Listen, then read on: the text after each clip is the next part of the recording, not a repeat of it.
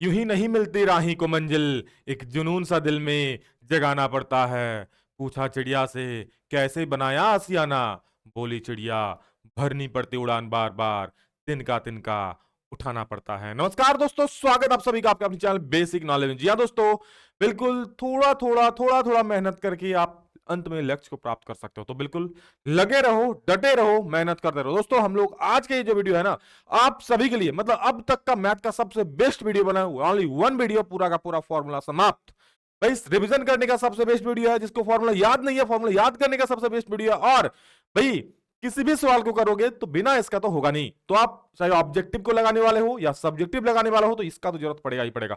और मैं गारंटी करता हूं ना, आज के जो वीडियो ध्यान से देख लेगा ना, उसका ऑब्जेक्टिव ऐसे ही कई नंबर मिल जाएगा ऑब्जेक्टिव में। ठीक है, इससे इतना भी चीज आप लोगों को सीखने वाले हैं। और प्लस फॉर्मूला सब रिवीजन हो जाएगा, जो याद नहीं किए याद हो जाएगा। ओनली वन वीडियो, आधा घंटा या 40 मिनट का जितना भी होगा, सारा फॉर्मूला समाप्त। कहां कहां ढूंढोगे, बस एक जगह आ जाओ, सब कुछ मिल जाएगा। चलिए इस वीडियो को शुरू करते हैं। सभी लोग फटाफट अपने दोस्तों को शेयर कर दीजिए। जी हाँ, ये वीडियो शेयर होना चाहिए।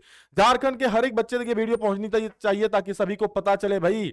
ठीक है, सबसे बेस्ट वीडियो है आप सभी का। तो चलिए इस वीडियो को शुरू करते हैं। हम लोग चैप्टर 1 से करेंगे। ठीक है, हर एक चैप्टर का चैप्टर वाइज फॉर्मूला देखेंगे। तो सबसे पहला चैप्टर है जो आप लोग का, ठीक है, उसमें एक बहुत ही इंपॉर्टेंट चीज है, ये आपको देखने मिलता है। क्या मिलता है? जिसको बोलते हैं भाई यूक्लिड विभाजन प्रेमिका। क्या बोलते हैं उसको? यूक्लिड विभाजन प्रेमिका। यानी भाई क्या है ये? दो धनात्मक पूर्णांक ए और बी दिए रहने पर ऐसी अद्वितीय पूर्ण संख्याएं, क्या अद्वितीय पूर्ण संख्याएं क्या होता है? क्यू और आर विद्यमान है, तो क्या हो जाएगा भाई? ए इक्वल टू, ध्यान से देख लो जिसको नहीं दिख रहा है, ए इक्वल टू क्या होता है, सुन लो। ए इक्वल टू क्या होता है? B q plus r. A equal to क्या होता है? B q plus r. इसको बोल रहे हैं यूक्लिड विभाजन एल्गोरिथम। अच्छा, किस रूप में होता है सर? सुनो, जहां आर क्या होता है, आर होता है ना भाई, आर 0 या उससे बड़ा हो सकता है, लेकिन बी क्या होगा? बी से छोटा होगा। सर एक एग्जाम्पल देके दिखा दो। तो एग्जाम्पल देके आपको दिखाते हैं। चलो सबसे पहले आप एक देखो, जैसे मैं भाग रहा हूं 2 को, 2 दूनी 4 हो जाए, बचा कितना? 1। तो भैया 5 को हम क्या लिख सकते? देखो तो 5 को लिख सकते 2 गुना 2 गुना, अच्छा इसको 5 नहीं 6 करके देते तो ज्यादा, 7 कर देते तो ज्यादा मजा आएगा। ठीक है, 5 में थोड़ा आप लोग दिक्कत होगा, कोई 5 में भी कोई दिक्कत नहीं है, लेकिन आप लोग को थोड़ा समझ में कम आएगा। इसमें देखो 2 तिया 6, भाई 1 बच गया। अब देख सकते हो 7 को हम क्या लिखे भाई? लिखे 2 गुना 3 और प्लस का 1। बिल्कुल यही रूप है ये, इसी से तो निकला है ये चीज, यही है। A equal to b q plus r, मतलब हमारा ए क्या हो जाएगा भाई? 7, बी मतलब 2, गुना क्यू मतलब 3, और प्लस आर मतलब 1। आर मतलब 1 बोले तो भाई यहाँ पर बी क्यू प्लस आर बोले तो ये हो जाएगा बी और क्यू और प्लस का आर। हाँ भाई, बी कितना है? 2, क्यू कितना है? 3, और आर कितना? 1। अच्छा इसको इससे ऐसे भी भाज्य बराबर क्या होता है? भाज्य बराबर, सुन लो, भाज्य बराबर भाजक गुने भागफल। भागफल और प्लस क्या हो जाएगा भाई? शेषफल। प्लस में शॉर्ट में लिख दिया शेषफल। ठीक है, ये होता है। तो भाई ए क्या है? भाज्य है, बी क्या है? भाजक है, क्यू क्या है? भागफल है, उसके आर है रिमाइंडर यानी शेषफल। भाई एग्जाम में से सवाल बन सकता है, ध्यान से देख लो, मिल जाएगा नंबर। चलो आगे बढ़ते हैं। देखो इसमें और एक इसके बाद वाले चैप्टर में है, और एक चीज रखना, मैं यहीं पे लिख देता हूं, मैं उसको लिखा हुआ नहीं हूं। क्या? अगर कोई भी दो संख्या दिया है ए और बी, मान लो कोई भी दो संख्या दिया है, ठीक है, और इसका क्या है? एलसीएम और एचसीएफ है। क्या है? एलसीएम और एचसीएफ है, मान लो कुछ भी। ठीक है, एलसीएम इंटू एचसीएफ। तो वही फॉर्मूला होता है कि जो दो संख्या है,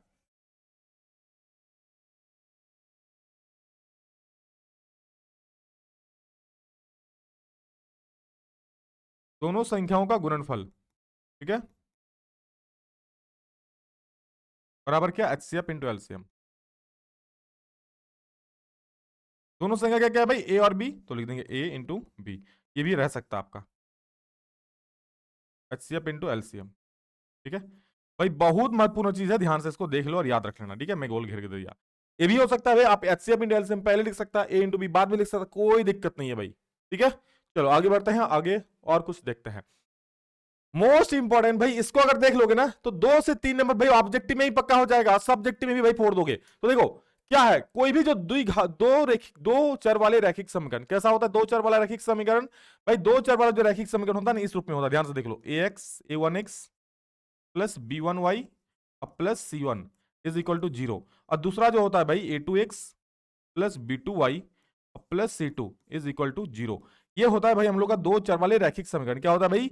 दो चर वाले रैखिक समीकरण होता है ये, याद रख लो। किसी को कोई दिक्कत है भाई? दो चर वाले रैखिक समीकरण है, याद रख लेना। क्या भाई? ये दो चर वाले रैखिक समीकरण है। ठीक है, देखो इससे क्वेश्चन किस प्रकार से पूछेंगे आप लोग, वो देखो ध्यान से। ठीक है, इसको जरूर याद रखना भाई, इसके बिना फिर बहुत दिक्कत होने वाला है। अब देखो, आपको पूछ सकता है भाई रेखाएं, आपको मैं कई ऑब्जेक्टिव सॉल्व करवा चुका हूं, आप लोग देख लेना, उसको समझ में आ जाएगा क्या किस प्रकार सवाल पूछता है। आपको पूछ सकता है भाई प्रतिच्छेदी करते हुए रेखा के लिए कंडीशन क्या होता है। भाई प्रतिच्छेद करने के लिए क्या होता है, देखो a1/a2 इक्वल टू b1/b2 क्या होता है भाई, a1/a2 is equal to, sorry not equal to b1/b2 दिख रहा है, ये होता है भाई क्या, प्रतिच्छेदी रेखाएं। a1/a2 equal to not equal क्या हो जाए b1/b2। अगर ऐसा रहे कि a1/a2 equal to b1/b2 equal to c1/c2, तीनों बराबर हो तो क्या हो जाए भाई, रेखाएं संपाती होगा और अपरिमित रूप से अनेक हल होगा। तो सुन लो, जहां इसको बोलते हैं भाई, जहां इस प्रकार से होगा a1/a2 not equal to b1/b2, मतलब कुछ भी देखो यहां पर ये समीकरण है हम लोग का, ठीक है, ये है, यहां पर कुछ नहीं है तो भाई a1 कुछ नहीं है, 1 है, यहाँ b1 -2 है और c1 तो है नहीं तो 0 हो जाए, ये a2 है 3, b2 है 4 और c2 कितना है -20। तो भाई इस प्रकार बटा करते हैं हम लोग, ठीक है, आप लोग देख चुके हो, मैं क्वेश्चन ऑब्जेक्टिव बताया हूं, तो उसको देखना ज्यादा बेटर में समझ में आएगा, ये सब मैं फॉर्मुला डील कर रहा हूं, ठीक है। तो a1/a2 not equal to b1/b2 है तो क्या हो जाए, रेखाएं प्रतिच्छेद करते हुए होगा, और कितना हल होगा, केवल एक हल। रेखाएं प्रतिच्छेद में यहाँ पे एग्जांपल था भाई, इस प्रकार से रेखाएं प्रतिच्छेद करेगी, तो भाई एक जगह पर प्रतिच्छेद कर रहा है ना, कितना जगह प्रतिच्छेद करेगा बताओ, प्रतिच्छेद करेगा भाई एक ही जगह पे करेगा, एक ही जगह पे करेगा इस प्रकार से, तो भाई एक ही हल होगा, केवल एक हल, ठीक है। और एक हल को हम लोग बोलते हैं अद्वितीय हल भी बोलते हैं, याद रखना, एक हल को ही क्या बोलते हैं, अद्वितीय हल बोलते हैं।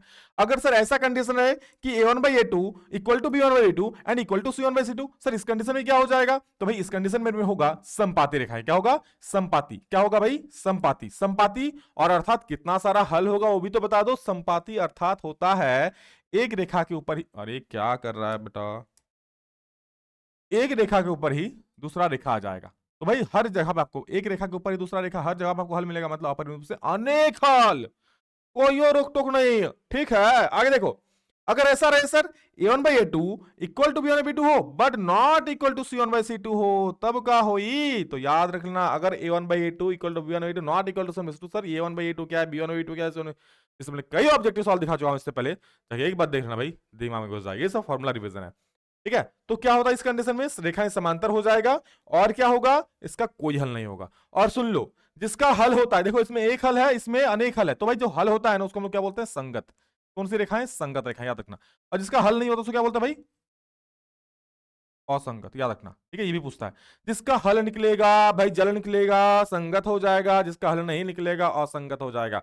समझ गए, कोई दिक्कत नहीं। तो बस और इस प्रकार का दो रेखा होता है जिसको बोलते हैं दो चर वाले रेखे, जिसमें x है और y है, इसलिए बोलते हैं दो चर वाला रैखिक समीकरण। क्लियर है, ठीक है। ये दो रेखा हो गया, इसका सिंपल फॉर्म ये हो गया ax plus by plus c, ठीक है, इज इक्वल टू 0, क्योंकि दो चर वाले या दो को समीकरण है तो दो को लिख दिया, ये सिंपल फॉर्म होता है।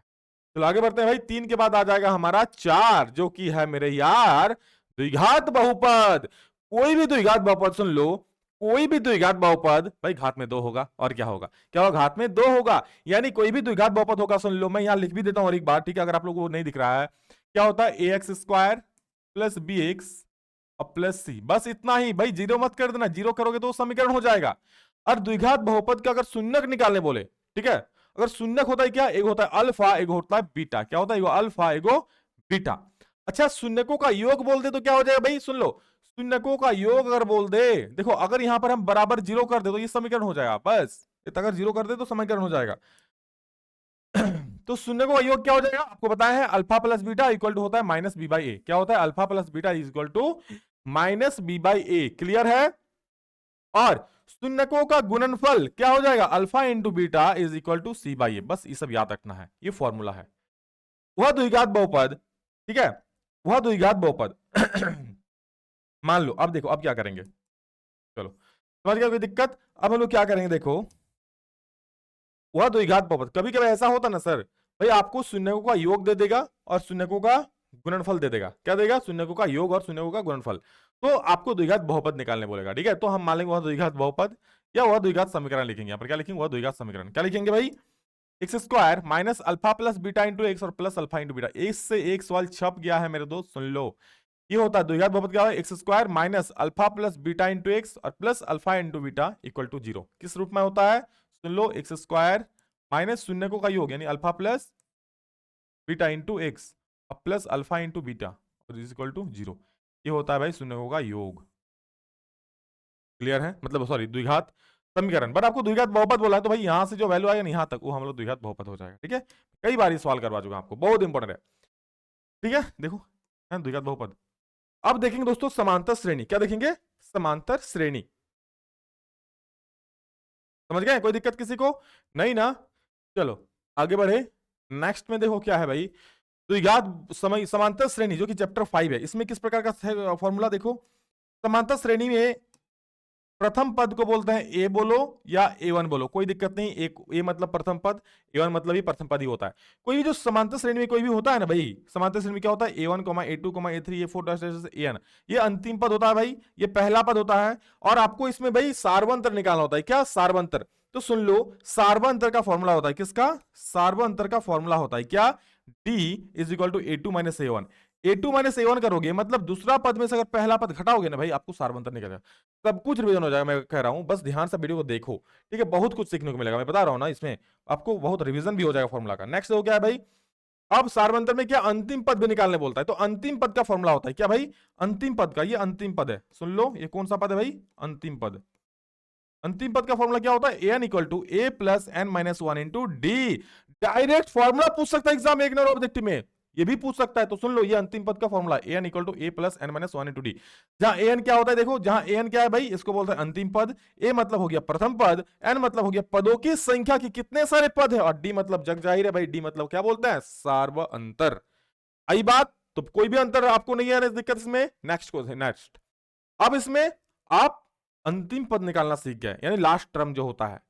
अब पदों पदों का योग भाई, टोटल जो पद होगा जैसे A1 A2 A3 एन तक, तो सबको जोड़ के कितना मिलेगा?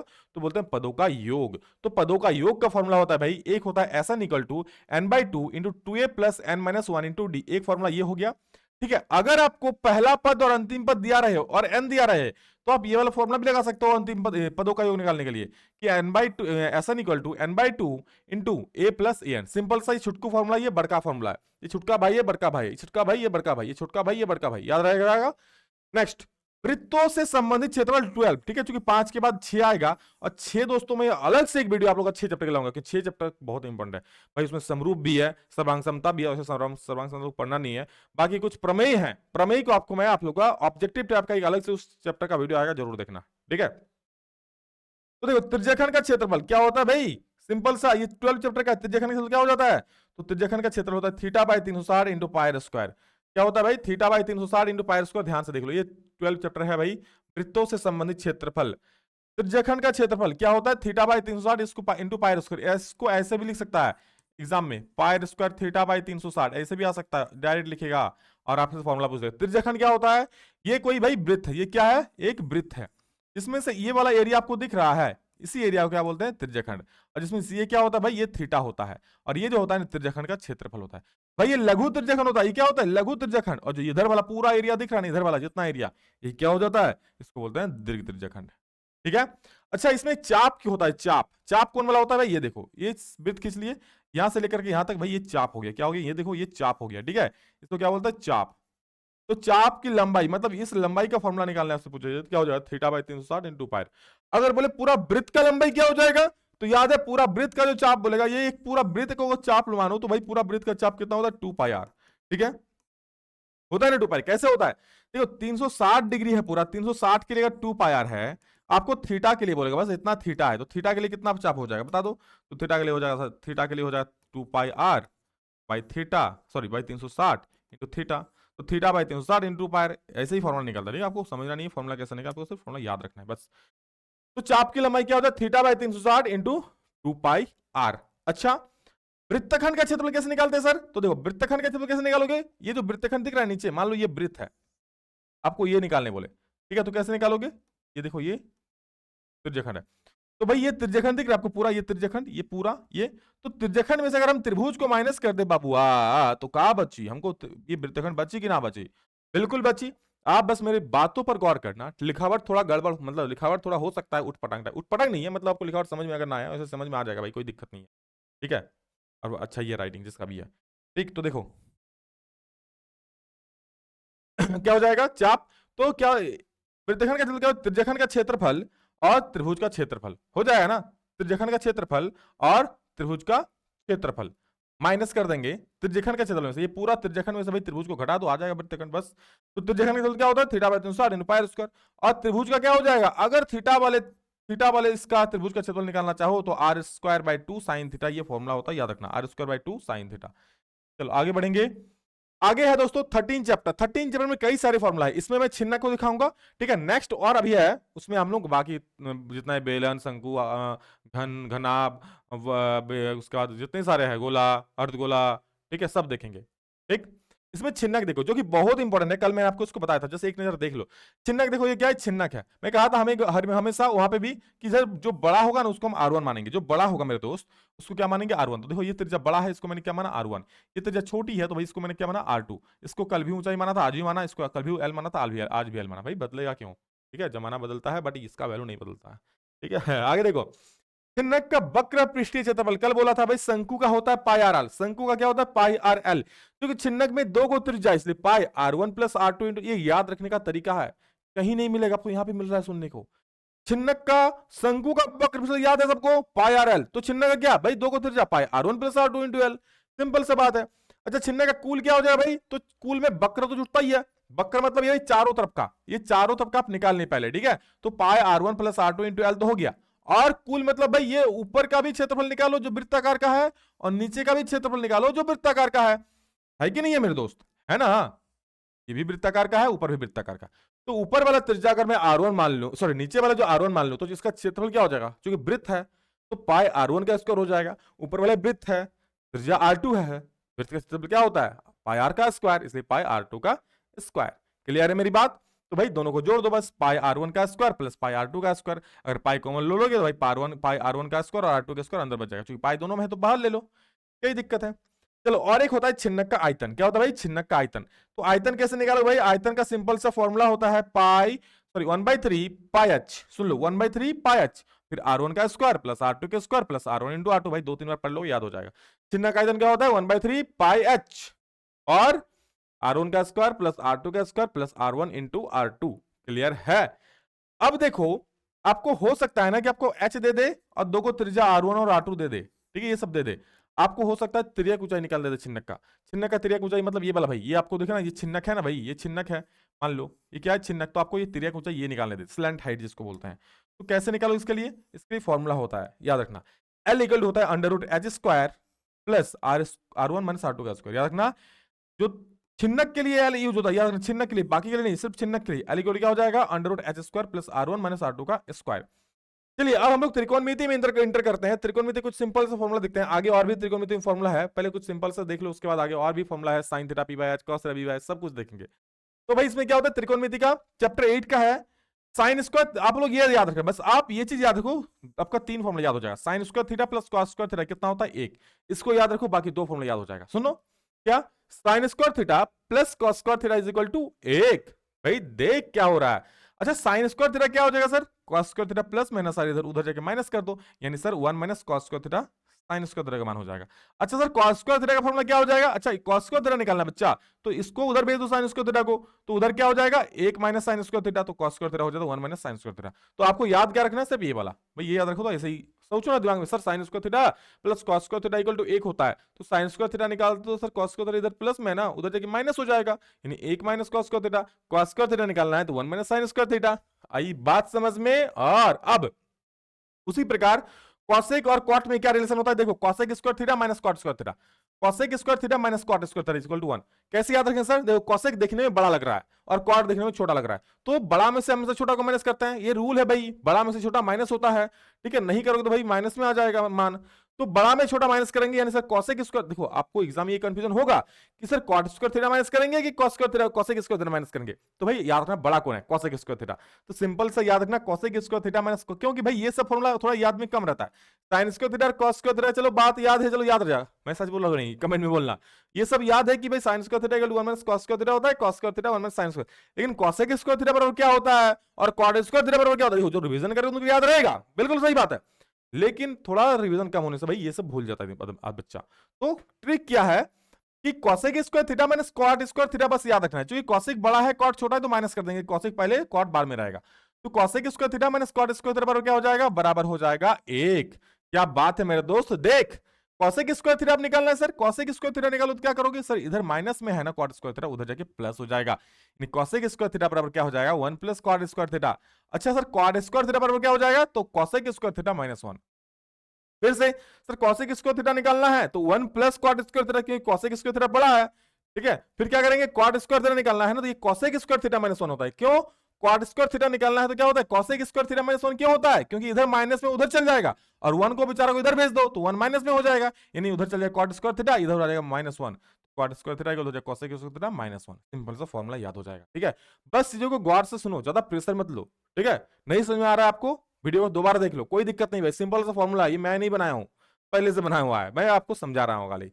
अब देखो सेक और टेन का रूल क्या होता है भाई, sec square theta minus tan square theta equal to 1, क्या sec square theta minus tan square theta equal to 1, तो सेक स्क्वायर थीटा क्या हो जाएगा, ये हो जाएगा 1 प्लस टेन स्क्वायर थीटा, और टेन स्क्वायर थीटा क्या हो जाएगा, सिंपल सा वही टेन स्क्वायर थीटा अगर उधर जाएगा तो 1 इधर आ जाएगा, तो टेन स्क्वायर थीटा बराबर क्या हो जाएगा, सेक स्क्वायर थीटा -1, तो सेक स्क्वायर थीटा -1 ही हो गया टेन स्क्वायर थीटा का वैल्यू, ठीक है। तो इतना तो दोस्तों आप लोग अभी अभी और फॉर्मूला चिंता क्यों करते हो, ठीक है, अभी तो और मेन बचा है मेरे दोस्त, अभी अभी तो पार्टी शुरू हुई है, अभी बहुत कुछ देखने बचा हुआ है, तो बस आप लोग पढ़ो अच्छे से, अभी और फॉर्मूला में दिखा रहा हूं आप लोगों को, ठीक है, इतना चीज है, रिवीजन कर लो, देखो ये चीज रिवीजन का है, ये सारा आप लोग फॉर्मूला जानते हो, बहुत कोई जो नहीं जानते हो याद कर लोगे, ठीक है। चलिए हम लोग आ चुके हैं 7 चैप्टर में, क्योंकि हम लोग कहां तक 8 देखे थे ना, 8 में कुछ फॉर्मूला बचा है, हम लोग देखेंगे उसको भी, लेकिन उससे पहले 7 चैप्टर वाले कुछ फॉर्मूलाज हैं उसको देख लो।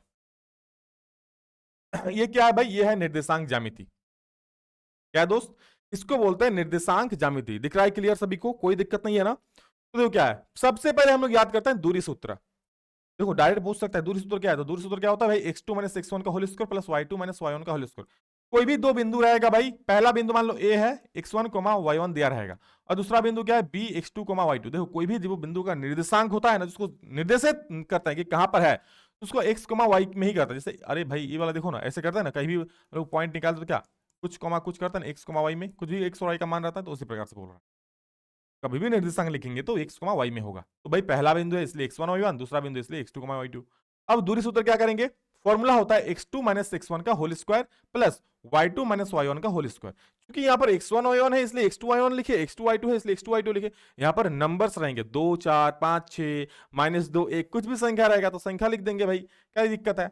अच्छा बिंदु x y की मूल बिंदु से दूरी क्या हो जाएगी, सुन लो एग्जाम में पूछता है मूल बिंदु से दूरी क्या होता है, तो मूल बिंदु से दूरी होता है direct under root x square plus y square. मान लो आपको बोल दिया कि भाई आप बिंदु 5,4 का मूल बिंदु से दूरी निकालो, क्या बिंदु 5,4 का मूल बिंदु से दूरी निकालो, तो कुछ नहीं करना आपको, सिंपल से जो बिंदु दिया उसको स्क्वायर कर दो, 5 का स्क्वायर प्लस 4 का स्क्वायर, 5 5 25 हो जाएगा, 4 चौके 16 हो जाएगा, यानी क्या जोड़ेंगे भाई 6 5 11 का 1 हाथ मेरा 1 2 1 3 और 4 रूट 41 हो जाएगा, क्लियर है, रूट 41 मात्रक, ठीक है। तो ये चीज होता है, समझ गया, ये किस लिए होता है, क्योंकि भाई मूल बिंदु का निर्देशांक क्या होता है बताओ, मूल बिंदु का निर्देशांक होता है 0,0। आप यहां से अगर ये दूरी निकालना चाहो तो क्या होता है भाई, वही रूल लगाएंगे x2 माइनस x1 का whole square y2 minus y1 का होल स्क्वायर, तो x2 माइनस x1 करेंगे भाई, ये क्या है x और y है ना, आप x और y मान लो, तो x माइनस 0 का होल स्क्वायर हो जाएगा और प्लस y माइनस 0 का, क्योंकि भाई यहाँ तो वैल्यू दोनों का 0 है, तो x का स्क्वायर प्लस y का स्क्वायर हो जाएगा, और इसलिए फॉर्मुला होता है हम लोग का x का स्क्वायर प्लस y का स्क्वायर, ठीक है, याद रख लेना, कोई दिक्कत नहीं है इसमें। तो आगे देखो, बिंदु दिया है आपको पी एक्स वाई, जो बिंदु ए x1 y1 और b x2 y2 को, ठीक है, m1 अनुपात m2 में विभाजित करती है, तो इसका निर्देशांक क्या होगा, ठीक है, का निर्देशांक सुन लो, बिंदु है, कौन सा बिंदु है भाई, बिंदु कोई p है x y, ये देख सकते हो बिंदु p है क्या x y, ये है बिंदु p, क्लियर है। जो बिंदुओं a और b को, बिंदु a क्या है भाई x1 y1 और बिंदु b क्या है भाई x2 y2, इसको विभाजित करेगा, विभाजित करेगा मतलब बांटेगा, ठीक है। मान लो ये कोई रेखा है, इसके बीच में कोई बिंदु आ जाए तो दोनों भाई इधर और इधर बांट देगा ना, हो सकता है दोनों बराबर हो बराबर ना हो, कुछ भी हो सकता है, ठीक है। ऐसे में हम क्या करी, हम ये करी भाई, हम लोग का एक फॉर्मूला होता है क्या निकालने का, इसको बोलता है सेक्शन फॉर्मूला या फिर विभाजन बिंदु का फॉर्मूला, क्या होता है भाई पी एक्स वाई, भाई ये कबाब में हड्डी है, पी क्या है कबाब में हड्डी, देखो बीच में आ गया है, दोनों को बांट रहा है, मान लो इधर भाई एक भाग हो सकता है, इधर भी एक भाग हो सकता है इधर 2 भाग हो जाए, इधर 1 भाग हो जाए, ऐसा भी हो सकता है कि इधर 1 भाग हो जाए उधर 2 भाग हो जाए, हमको नहीं पता ना कौन सा होगा कितना, तो हम फॉर्मूला मानते हैं कि इधर m1 भागे इधर m2 भागे, ठीक है, कुछ भी हो सकता है उसका मान। तो उस बिंदु का निर्देशांक क्या हो जाए मेरे दोस्त, देखो पी एक्स वाई का निर्देशांक होता है कि m1 x2 plus m2 x1 by m1 plus m2, और m1y2 plus m2y1 by m1 plus m1 होगा, ठीक है। m1y2 plus m2y1 by m1 plus m2, ये निर्देशांक ज्यामिति का सूत्र है, विभाजन फॉर्मूला जिसको बोलता हूं सेक्शन फॉर्मूला। भाई ये है x तो ये x का वैल्यू होगा, ये है y तो ये y का वैल्यू होगा। मतलब अगर हम x को बराबर करना चाहे तो x बराबर आप ये वाला मान लिख सकते हो, और y बराबर आप क्या लिख सकते हो, y बराबर आप ये वाला मान लिख सकते हो, क्योंकि भाई उसी का निर्देशांक है, ठीक है। चलो समझ गए। आगे देखो दूसरा क्या है, एक कि भाई एक और बी है तो इसका मध्य बिंदु का निर्देशांक आपके एग्जाम में, आपसे एग्जाम में मध्य बिंदु का भी पूछ सकता है। तो सिंपल से याद रखना, मध्य बिंदु क्या होता है, x1 plus x2 by 2 y1 plus y2 by 2। क्यों होता है सर, मध्य बिंदु अगर होगा बताओ, अगर मध्य बिंदु होगा तो भाई इधर एक होगा, मतलब इधर एक भाग, ये बीच में कब होगा, जब दोनों तरफ बराबर होगा तब ना। तो इधर भी एक इधर भी एक, तो भाई एक एक बैठा तो हर जगह जाए, तो एक और एक कितना हो जाए, दो। एक एक तो m1 m2 भाई x1 से खत्म होकर x2 से गुना होकर खत्म ही हो जाएगा। इधर भी एक एक दो, ये भी m1 m2 खत्म हो जाएगा गुना होके, क्योंकि एक एक का वैल्यू नहीं होता है गुना होके कुछ।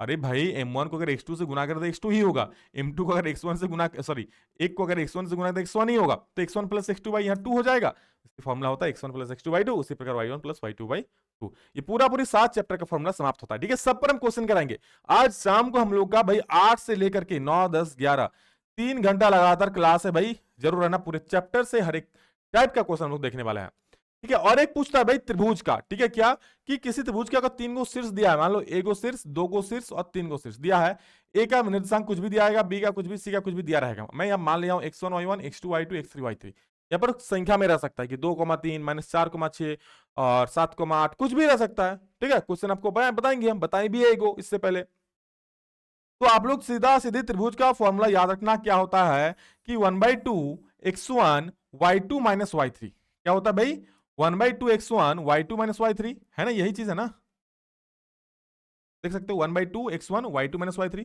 Plus x2 y3 minus y1 plus x3 y1 minus y2। कैसे याद करेंगे, देखो बाहर में हमेशा x1 x2 x3 होगा, बाहर में x1 x2 x3 अंदर नहीं होगा, देखो बाहर में है, ठीक है, ब्रैकेट के अंदर तो नहीं है ना। तो x1 होगा यहाँ प्लस x2 होगा यहाँ प्लस x3। अच्छा अंदर में कैसे याद रखेंगे सर, तो देखो हमेशा ये घूमेगा 1 2 3 घूमेगा। अगर x1 में हो गया तो भाई यहाँ क्या आएगा, अंदर में 2 आएगा फिर 3 आएगा, ठीक है। फिर x1 के बाद क्या आएगा, x2 आएगा, याद रहेगा हमको। तो 2 के बाद क्या आता है भाई, 2 के बाद फिर से 3 और उसके बाद फिर से आ जाएंगे 1। तो देखो 2 के बाद y में 3 और माइनस y1। फिर सर यहाँ x3 लिख लें, तो x3 के बाद फिर से हमको एक में आना होगा ना, तो हम लिखेंगे y1 माइनस y2, ठीक है। तो ये याद रखने का ट्रिक है आप लोग का। चलो क्लियर है, आगे बढ़ेंगे। अब दोस्तों त्रिकोणमिति में जो कुछ थोड़ा सा छूटा हुआ था फटाफट से देख लो इसको, ठीक है। कोई भी, ये तो आप लोग पहले जान ही चुके हो, कोई दिक्कत नहीं भाई। क्या होता है, ये त्रिकोणमिति का फॉर्मूला होता है, क्या होता है, sine theta P by H. मान लो कोई भी, आज देखना याद रखना, त्रिकोणमिति हमेशा और हमेशा समकोण त्रिभुज में ही लगता है, बाकी दूसरा किसी भी त्रिभुज में त्रिकोणमिति का यूज नहीं होता है, क्योंकि समकोण त्रिभुज में एक कोण कितना होता है 90 डिग्री।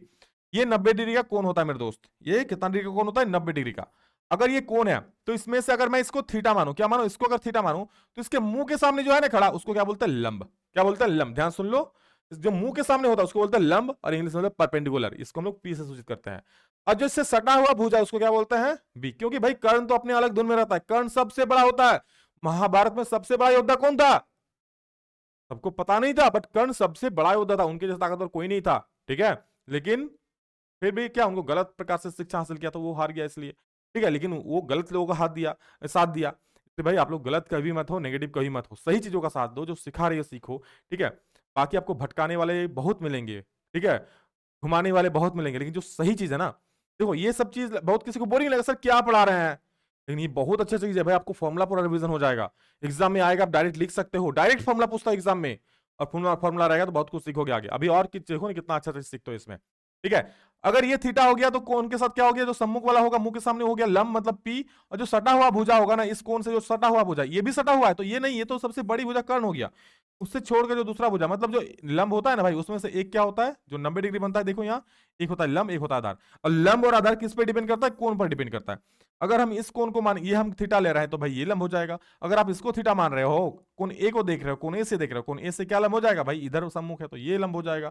तो उसमें कोई ज्यादा दिक्कत वाली बात नहीं है, आपको सिर्फ समझना है आप कौन क्या ले रहे हो, आप थीटा कौन बढ़ा रहे हो। अगर आप कौन सी को देख रहे हो तो भाई ये लंब ये आधार, अगर आप कौन ए को देख रहे हो तो ये लंब ये आधार। चलो फॉर्मूला क्या होता है भाई, sine theta equal p by h होता है, तो साइन का उल्टा कॉसेक होता है, cosec theta h by p हो जाएगा। Cos theta b by h होता है, तो कॉस थीटा का उल्टा सेक थीटा होता है, सेक थीटा क्या हो जाएगा, इसका उल्टा बी बाय एच का उल्टा एच बाई बी। अच्छा टेन थीटा क्या होता है sir, tan theta p by b होता है, तो इसका उल्टा हो जाएगा कॉट थीटा, कॉट थीटा का b by p. Tan theta क्या होता है दोस्त, टेन थीटा होता है p by b, tan theta क्या होता है पी बाई बी, तो टेन का उल्टा होगा कॉट जो कि होगा बी बाई पी। क्लियर? अच्छा जी, ये भी देख लो, ठीक है, लगे हाथ, ये भी, इसको भी मरोड़ दो एकदम। साइन थीटा का उल्टा, साइन थीटा का उल्टा होता है 1 by cosec theta. Sine theta क्या होता है? 1 बाई कोसेक थीटा। जब मैं आपको 8.4 पढ़ाऊंगा तो ये सब फॉर्मूला बड़ा यूज आएगा, ठीक है?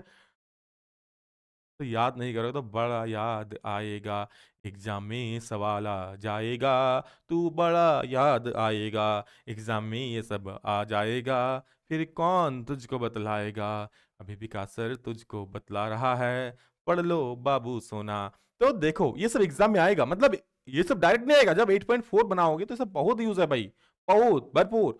तो तब बड़ा याद आएगा, जो ना बन पाएगा तो फिर किसको याद करोगे, बाबू सोना का चेहरा देख आंसर नहीं लिख पाओगे, ठीक है? ऊपर से बाबूजी का डंडा मिलेगा, कोना कोना ढूंढोगे। चलो बाकी इसलिए पढ़ लो, अभी मौका है, बाकी सब तो धोखा है, ऐसा मौका न मिलेगा बार बार भाई, अब की बार मिला है आपको मेरे यार, तो पढ़ लो, ठीक है? चलो देखो, कॉस थीटा 1/sec थीटा और सेक थीटा का देखो, साइन थीटा क्या? 1/cosec theta. इसी प्रकार हम लिख सकते हैं cosec थीटा बराबर क्या? 1/sin theta. जैसे साइन थीटा बराबर 1/cosec थीटा लिखा ना भाई, इसी प्रकार हम ये भी लिख सकते हैं भाई, cosec थीटा बराबर होता है 1/sin थीटा। हाँ, उसी प्रकार tan theta equal 1/cot theta है ना, तो cot थीटा कितना हो जाएगा भाई? cot थीटा इक्वल हो जाएगा 1/tan थीटा, ठीक है? अच्छा, और एक फॉर्मूला होता है tan थीटा का, याद रखना, tan थीटा बराबर होता है sin theta by cos theta. क्या? sin theta by cos theta, clear? और क्या हो जाए? cos थीटा बराबर 1/sec थीटा। क्या हो जाए? cos थीटा बराबर 1/sec थीटा। नेक्स्ट आ चुके हैं जिसका आप लोग बेसब्री से इंतजार था, वैल्यू। भाई इन वैल्यू के बिना तो कुछ क्वेश्चन बनेगा ही नहीं, तो आपको इन सब वैल्यू को याद रखना होगा, ठीक है? देखो, साइन साइन जीरो, देखो ये हो गया कोण, यार ये सब वैल्यू दिया हुआ है, जैसे ये है साइन, तो साइन कितना सर? साइन 0 डिग्री कितना होता है? 0। साइन कितना? 30 डिग्री 1/2। साइन 45 1/√2। साइन 60 √3/2 और साइन 91। देखो ये पहला एक लाइन आप याद कर लेना, क्या पहला एक लाइन याद करना, मैं आपको बाकी सब याद करने का ट्रिक बता रहा हूं। तो sine theta 1/2, sine theta 1/2, sine theta 1/2, देखो याद कर लो, ठीक है? बहुत सारा ट्रिक है भाई, बट अभी ट्रिक लगाने जाओगे फिर दूसरा कुछ भूल जाओगे, ठीक है? ट्रिक में भी ट्रिक को भी याद रखना पड़ता है, ट्रिक ही भूल गए तो क्या करोगे? तो याद रखना, साइन थीटा बराबर क्या होता है? साइन थीटा, साइन 30 कितना? 1/2। साइन जीरो कितना? तो सुनो, साइन जीरो 0, ठीक है? साइन जीरो, देखो जीरो से लेकर के 90 तक जाता है वैल्यू, आप याद रखना क्या? जीरो से लेकर के 90 तक जाएगा, कहां तक जाएगा? 0 से 90 तक। तो भाई साइन जीरो अगर 0 होगा ना, तो याद रखना साइन 90 0 नहीं होगा, साइन 90 क्या हो जाएगा? 1 हो जाएगा, याद रखना। साइन जीरो कितना, मैं किससे कंपेयर करके आपको याद रखना सिखा रहा हूं, देखो कभी नहीं भूलोगे, ठीक है? एक को याद रहेगा, दूसरा आपको उससे रिलेट करके याद कर लोगे, रिलेट करके याद कर लोगे। जैसे आपको साइन जीरो याद है ना, बोले सर साइन जीरो तो याद है, जीरो होता है, बट साइन 90 याद नहीं है, तो ये याद रहेगा, सर विकास सर ने बताया साइन जीरो अगर जीरो होता है ना, तो साइन 90 जीरो नहीं होगा, साइन 90 क्या हो जाएगा? 1 हो जाएगा। तो चलो साइन याद हो गया ना, अब कॉस को देखो। अच्छा, साइन जीरो अगर आपको साइन कॉस का याद नहीं है, कोई दिक्कत नहीं, अब देखो कैसे बोलोगे, ठीक है? कॉस में इसका उल्टा होता है, साइन का उल्टा हो जाता है, जैसे साइन जीरो अगर जीरो है तो कॉस जीरो क्या हो जाएगा भाई? 1 हो जाएगा ना भाई, उसका जीरो है तो इसका 1, और इसका 1 है तो इसका 0, सिंपल सी बात है। साइन का जहां पे 0 रहेगा वहां पे कॉस का क्या हो जाएगा? 1, और जहां पर साइन का 1 रहेगा वहां कॉस का क्या हो जाएगा? 0। जैसे साइन 0 कितना होता है? साइन 0 कितना होता है? 0, तो कॉस 0 कितना हो जाएगा? 1। क्या बात बोले हैं सर? उसी प्रकार साइन 90 कितना होता है? 1, तो भाई कॉस 90 कितना हो जाएगा? क्योंकि साइन 90 1 है तो कॉस 90 तो 1 होगा नहीं, तो वो क्या हो जाएगा? 0। क्लियर है? बन जाओ हीरो। और देखो हो गया 0 का, क्लियर हो गया फंडा। अब 30 में आ जाओ, कितना? साइन 30 आपको याद करना पड़ेगा 1/2, साइन 30 1/2 और साइन 60 √3/2 याद कर रखना। अब बाकी 45 याद, दोनों का 45 1/2 होता है, साइन 30 का भी 1/2 होता है, देखो साइन 45 का भी 1/2 और कॉस 45 का भी 1/2, याद रखना। साइन 45 कॉस 45 दोनों का 1/2 ही होता है ठीक है?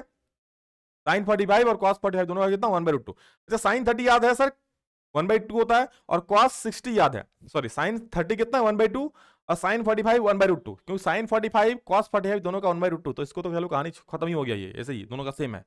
तो साइन 30 कितना? 1/2, और कॉस 30 कॉस 30 जा रहा हूं, साइन 30 1/2 और साइन 60 कितना होगा? √3/2। ये चीज आप याद रखना, क्या सिर्फ दो चीज याद रखना भी, कि साइन 30 सर होता है 1/2 और साइन 60 कितना होता है? √3/2।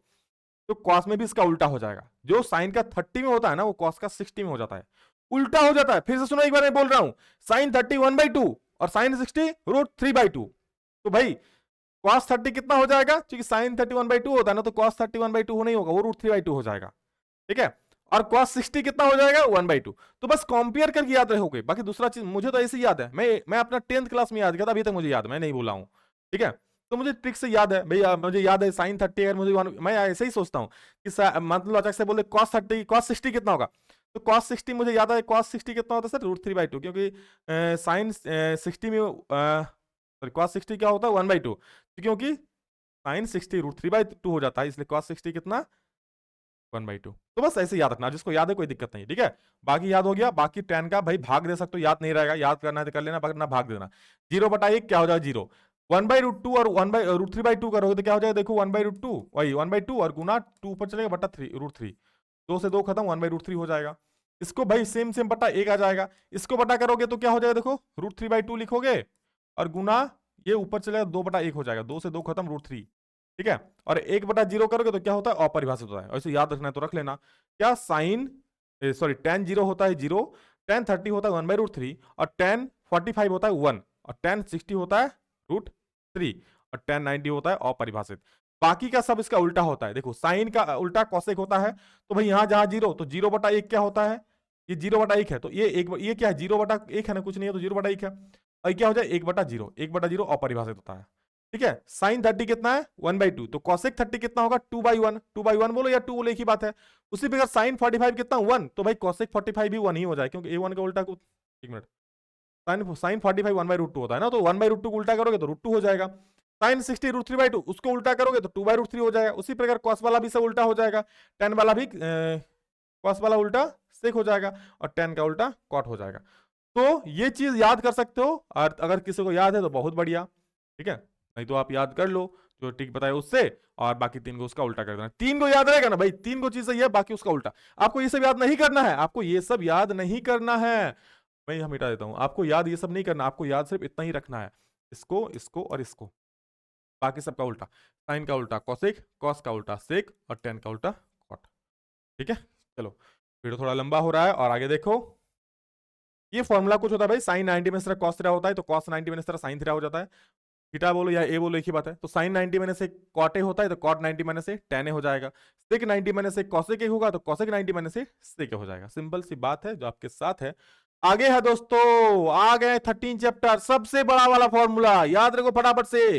घन का पार्श्व पृष्ठीय क्षेत्रफल क्या होता है, अभी मैं ज्यादा समझाऊं नहीं, अभी याद रख लो, ठीक है।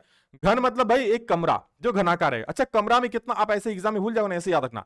घन मतलब भाई एक जो घनाकार कमरा हो, चारों तरफ से, चारों तरफ में क्या होता है दीवार होता है, तो पार्श्व मतलब क्या चारों तरफ का ही तो निकालना पड़ता है ना भाई। तो घन में चारों तरफ का निकालेंगे तो 4 का भुजा मिलेगा भाई 4a²। सिंपल सा बात है 4a²। सर कूल बोलेगा तो आपके माथे का छत को भी जोड़ना है, और जहां पैर रखे उस फर्श को भी जोड़ना है, तो देखो और जुड़ जाएगा। 4 को दीवार, ऊपर में छत, नीचे में फर्श, 4 और 2 6, यानी इसका 6a² हो जाएगा। समझो कि ना समझो, तो a² क्यों लग रहा है, क्योंकि भाई एक जो है ना, जो घन है ना, वो किस जैसा, एक एक दीवार वर्ग जैसा नहीं दिख रहा है, तो वर्ग का होता है a²। तो टोटल वर्ग क्यों दिख रहा है बता दो, घर में 6 को, तो 6a²। अच्छा घनाभ का पार्श्व क्या होता है, याद रखना 2 × l + b × h, इसका भी है, किस तरह बताएंगे डिटेल में, लेकिन अभी उतना नहीं, आप यही फॉर्मूला याद रखो, ज्यादा बताऊंगा तो फिर अभी कंफ्यूज होगा, एग्जाम सामने है इसलिए।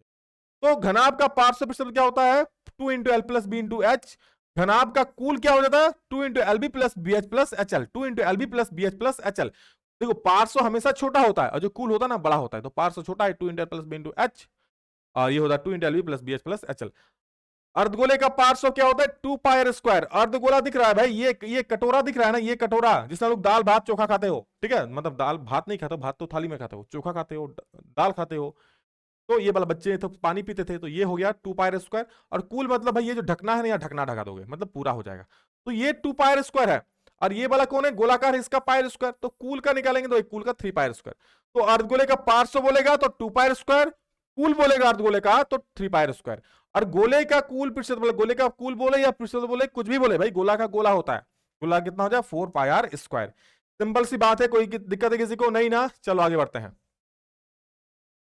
अब तो दोस्तों बेलन, बेलन देखिए बचपन में बहुत खाए हो मम्मी से, बेलन मार बेलन मार बेलन, वही है बेलन, ठीक है, नहीं खाए हो, ये देखो ये वाला तो बचपन में आप देखे होंगे, मम्मी से बहुत खाए होंगे। ये हम आपका बेलन है जो बचपन में आप खाए थे। के गो बेलन लगा, बोलन सर इसमें 3 गो बेलन, इसमें रोटी बेल ठस ठस ठस ठस रोटी बेलते थे कि नहीं बेलते थे, 3 गो बेलन है, तो यही यही है बेलन है, ठीक है, इसी का नाम पे बेलन पड़ गया, ठीक है। मम्मी का जो बेलन है उसी के नाम पे बेलन दे दिया। अब देखो क्या करोगे इसमें, इसमें क्या करेंगे, बेलन का वक्र पृष्ठ क्षेत्रफल होता है 2 पाई आर एच, क्या होता है 2 पाई आर एच, और कुल क्या हो जाएगा भाई 2 पाई आर एच प्लस 2 पाई। देखो वक्र मतलब क्या, चारों तरफ का निकाल लोगे, ये साइड साइड का, ठीक है, वक्र मतलब, और कुल निकालेंगे मतलब भाई ये ऊपर का भी निकाल लेंगे और नीचे का भी निकाल लेंगे। क्लियर है, कोई दिक्कत किसी को नहीं ना, समझ गए। तो अब देखो हमको चूंकि बेलन का वक्र बोल रहा है, वक्र मतलब चारों तरफ का निकालोगे तो 2 पाई आर एच, कुल निकालेंगे मतलब सर ऊपर भी वृत्ताकार है तो ये पाई आर स्क्वायर हो जाएगा, नीचे भी वृत्ताकार है तो ये भी पाई आर स्क्वायर, मतलब सर पाई आर स्क्वायर और pi r square 2 pi r square हो जाएगा मेरे दोस्त।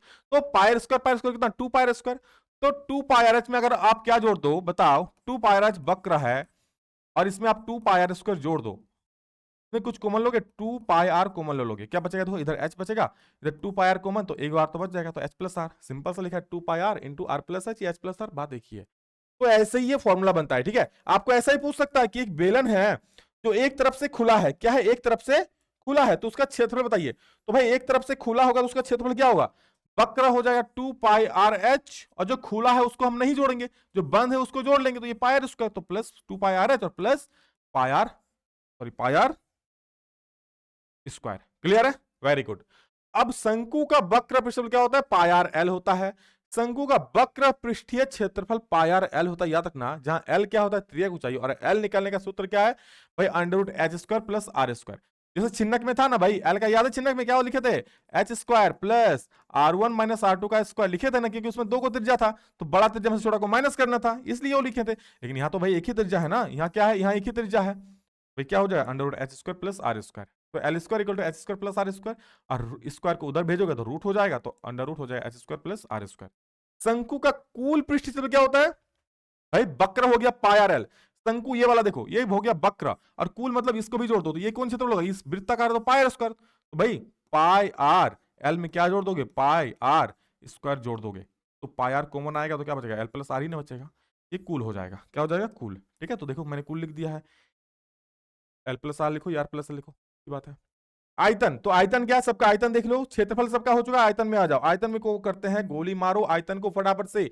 घन का आयतन ए क्यू, घनाभ का आयतन l into b into h, अर्धगोले का आयतन 2/3 पाई आर क्यू, अर्धगोले का 2/3 होगा तो गोले का उसका डबल हो जाएगा 4/3 पाई आर क्यू, सिंपल सी बात है। अर्धगोले का होगा 2 पाई आर क्यू, तो गोले का क्या हो जाएगा 4/3 पाई आर क्यू। बेलन का आयतन क्या होगा पाई आर स्क्वायर एच, और शंकु का आयतन क्या होगा 1/3 पाई आर स्क्वायर एच। क्लियर है, ये सब फॉर्मूला याद रख लेना। चलो नेक्स्ट, ये आप लोगों का दोस्तों है, क्या बोलता है, आप लोग का माध्य निकालने का फॉर्मूला।